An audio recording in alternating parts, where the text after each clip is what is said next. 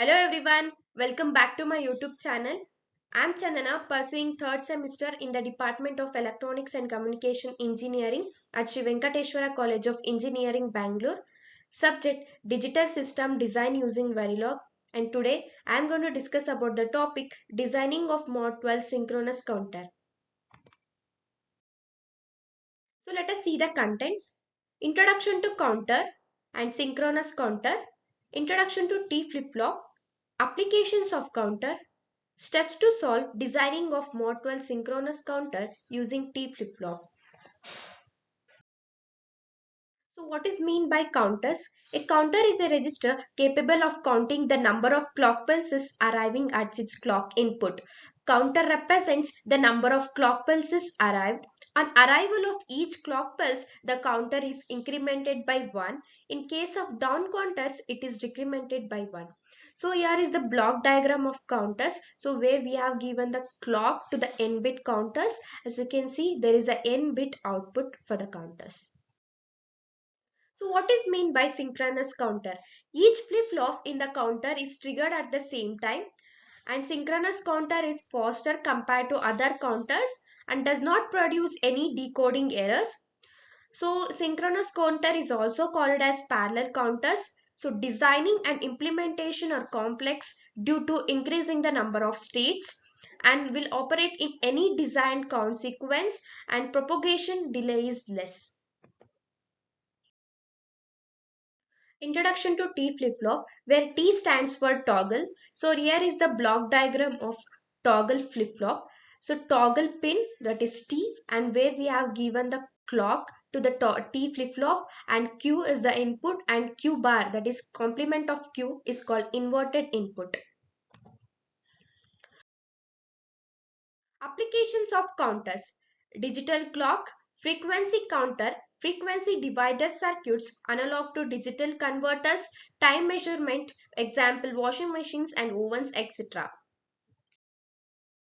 For the designing of mod-12 synchronous counter using T flip-flop, so we have to follow some steps. First one is number of flip-flop required and exactation table of T flip-flop.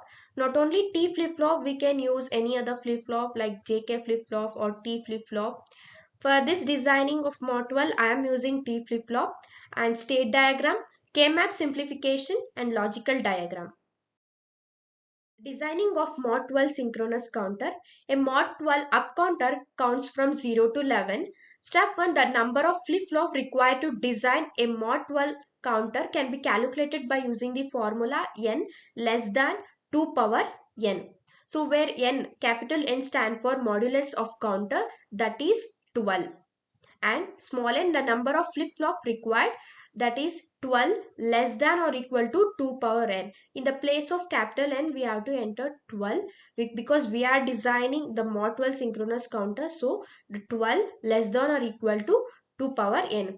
So for the finding of small n, that is number of flip-flop required, we have to use trial and error method. So when the n is equal to 1, the 12 less than or equal to 2 power 1, we will get 12 less than or equal to 2. So this is not satisfy the condition. Then we have to go for next, n is equal to 2, 12 less than or equal to 2 power 2. That is 12 less than or equal to 4. So this is also not satisfy the condition. Then next one, n is equal to 3. 12 less than or equal to 8. This is also not satisfy the condition. So where n is equal to 4, 12 less than or equal to 2 power 4, that is 16. 12 less than or equal to 16. So this satisfy the condition. So the number of flip-flop required for the designing of mod-12 synchronous counter is 4. So we have got the number of flip-flop for the designing of mod-12, that is 4. So before starting with the state diagram, let me make the note of 4-bit binary values. So we all know that for the designing of mod-12 counters, the counts from 0 to 11. So we have to convert the decimal to binary. So here I have mentioned here, as you can see, 000, 001, 0010, 0011, 0100, 0101, 0110, 011, 100, 1001, 10101011. So this is the 12 valid state for writing the state diagram. So we should also write the 4 invalid states of that, that is 12, 13, 14 and 15. So that is 1100, 1101, 110, 111. So we have to write both the valid state as well as 4 invalid states. Step 3 is we can draw the state diagram of mod-12 counter describing the state flow in current and next state as you can see the 12 valid state we have mentioned in the state diagram, that is 0, 1 and 2, 3, 4, 5, 6, 7, 8, 9, 10 and 11. So that is designing of the mod-12 synchronous counter counts from 0 to 11. So the 12 valid states we have written in this state diagram. So I have converted from the decimal to binary. So step 4, using the excitation table of T flip-flop, we need to obtain the T flip-flop inputs for each state that we obtain in third step, and now we will enter into the table. As you can see the present state Q3, Q2 and Q1 and Q0. So here we are going to enter 12 valid state as well as 4 invalid state. So from count from 0 to 11 I have entered it in the valid state, and from 12 to 15 I have entered in the invalid state. So in the next state we are going to write after 0 we will get 1. So we are going to write the next state of 0 is 001. And after that, after 1 we will get 2, that is 0010. So here we are going to find the next state of the present state, and for the invalid state we are going to represent it as don't get terms. So to find out the required inputs of T3, T2, T1 and T0, we are going to use the excitation table of T flip-flop. When the present state, that is Q1, Qn, and the next state is Qn plus 1 is 00, we will get T as 0. Present state is 0, next state is 1, we will get T as 1. When the present state is 1 and the next state is 0, toggle as 1. When the present state is 1 and the next state is 1, we will get T as 0. So to find out the truth table for the T3, we are going to use the present state and the next state. For the T3, we have to check Q3 and Q3. So here you can see the Q3 is 0 and the next state Q3 is also 0. So here you can see when it is 00, the T will be 0. So here I am going to write 0 here. So you can see here also how here 1 came. Here you can check the Q3 is 0 and the Q3 present state is 0 and the next state is 1. So when it is 0 and 1, we will get the toggle as 1. So here you can write the truth table for T2, T1 and T0 by using this Q2 and Q2 for T2 and present state Q1 and next state Q1 for T1 and Q0 present state and Q0 next state for T0. So this is how you will write the required inputs, and for the invalid state we are going to represent it as don't care terms. So let me simplify. Step 5, making K-map for each input combination and simplifying it to get the minimized Boolean expression. So for the K-map simplification of T3, Q3, Q2, Q1 and Q0 4-bit value, we are going to use 16 cell K-map. As you can see, the 7 and 11 as a min terms, and 12, 13, 15 and 14, that is invalid state, we are going to represent it as don't care terms. So I have grouped two cells here. One is 7 and 15 and 15 and 11. So here we are going to get the expression as Q2, Q1, Q0 plus Q3, Q1 and Q0.